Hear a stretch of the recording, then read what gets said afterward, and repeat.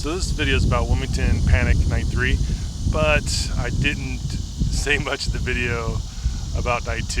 Maybe it was the Altoid or just a long night, but Night 2 was awesome. It was a little bit overwhelming, which is why my last video was just wow. Some greats in there, like Ribs and Whiskey, Kick It Off, just awesome. One of my favorites by Panic. Ended with Vacation on the Backside. That's just one of my favorite songs. And there's some great covers in between too. Chainsaw City, Life During Wartime, You Wreck Me. It's one of these things that Panic does really well. They have a way of making these songs their own. And it's one of my favorite things about Panic is they have exposed me to artists that I may not have ever have known. I don't think I would have known who Vic Chestnut was, or Jerry Joseph, or Colonel Bruce, or Bloodkin, or any of those guys if it wasn't for Panic. And one of my favorites, J.J. Cale, I had no idea who he was before Panic. Now we're going back 20 years now that I've been listening to Panic. Not as long as some of you, I know that. But I fell in love with J.J. Cale because of Panic. And his song, Hey Baby, ended up being my wife and I's wedding song.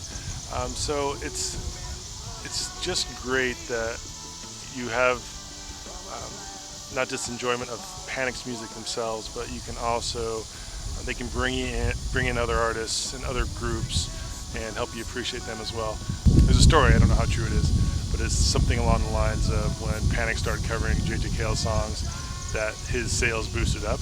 I was one of those. I went out and bought a J.J. Cale CD and learned more about him. CDs back in that time. And J.J. Cale was so appreciative of this kind of increase in sales that he sent Panic a case of whiskey. I don't know if that's true or not, but I hope it is. And I really do think that Panic is, sometimes you think of covers as stepping on the artist's toes, but I think they really brought artists with them, helped other people out, and brought people along. And I wish the world was more like that, rather than stepping on other people to get ahead, that you could bring people with you and kind of share that wealth and that happiness that goes along with that. The cover of Life During Wartime, awesome. Maybe some of you learned about David Byrne through Panic, I don't know. But there's all these artists that they do expose you to, and they cover everyone from Bob Marley to Bob Dylan. It's just this very eclectic, wide-ranging amount of covers they do. There's a great channel on Spotify, Live Cover Project, and it has all of Widespread Panic's covers by their original artists, and so that's super cool. Saturday show was just awesome. That happy sandwich layered cake in there, and I know all you Panic nerds are just freaking out about that. It's 20 years ago since they played it last. That was I had to look that up and to really appreciate that little gem that they tossed in there. Chainsaw City in there, and it was just absolutely brilliant. Had a great time, and of course you go back and listen to those shows and fill in some of the blanks that you might have through that night, and it was a great time. Now Sunday shows, we had the rain delay for a couple hours and the lightning and all that, but eventually we got out there and it felt like I got my money's worth. I didn't, they played a great show, a short set break, and just rocked it, and it was super cool. So the gems from Sunday for me, Little Lily, great song, Imitation. My buddy really likes Bear Gone Fishing, great song as well, so he was super excited. I think he wore his Bear Gone Fishing shirt on Saturday night, of course, so he was super excited to get that. Good for you, Corey. But maybe one of my favorite ones is JoJo tune, Big Woolly Mammoth. It's just, I don't know, some of JoJo's tunes, it just gets you going. Maybe it's the keys, maybe it's just that upbeat nature, but it's a great tune. And of course, 8 Life Grand. That was, again, going back to the early 2000s when I first started listening to Panic. 8 Life Grand is probably one of the first songs that I knew the words to, and that's one of those simple tunes that